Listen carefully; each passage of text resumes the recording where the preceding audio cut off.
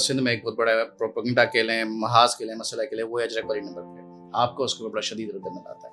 تو آپ کو بیسیکلی جو نقطۂ نظر ہے، جو آپ کا جو نقطۂ اعتراض ہے، وہ اجرک کی شناخت کے ساتھ ہے، یا پھر آپ کا جو موجودہ سسٹم ہے ٹرانسپورٹ کا نمبر پلیٹ کی قیمت کے ساتھ ہے، یا پھر آپ اس کو چاہتے ہیں کہ جنرلائز. میں نے وہ پوائنٹ بھی ریز کیا تھا کہ دیکھو یار، ایک مرتبہ آپ نے نمبر پلیٹ دے دی، اس کے آپ نے پیسے لے لیے.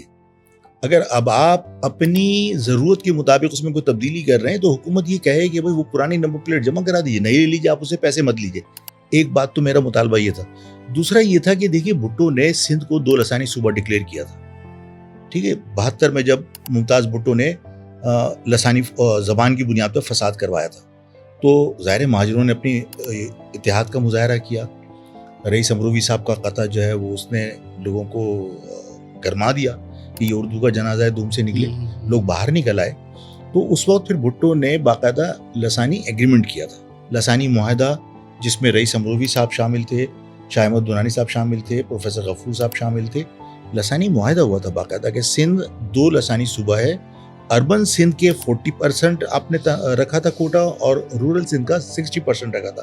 تو جب سندھ کے اندر 2 لسانی اکائیاں موجود ہیں تو ایک لسانی اکائی اپنا کلچر دوسری لسانی اکائی پہ کیوں تھوپ رہی ہے؟ بھئی ہمارا کلچر الگ ہے، ہم ایک الگ قوم ہیں، ہم سندھی نہیں ہیں، ہم ایک الگ قوم ہے، ہمارا اپنی ثقافت ہے اور ہمیں اس پہ فخر ہے.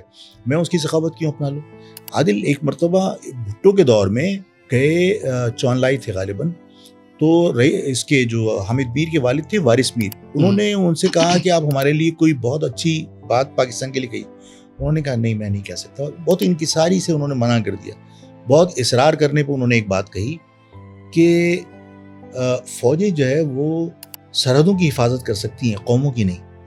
قوموں کی حفاظت کرنا ہے تو انہیں دوسرے کلچر سے محفوظ رکھو. میری قوم تو تباہ ہو جائے گی میں دوسرے کلچر اگر اڈاپٹ کر لوں گا. تو میرا اپنا کلچر ہے تو میں تو مخالفت کروں گا نا، کہ میں سندھی اجرک کو کیوں برداشت کروں. میں سندھی اجرک کا احترام کر سکتا ہوں کہ وہ آپ کا کلچر ہے، اپنا نہیں سکتا میں.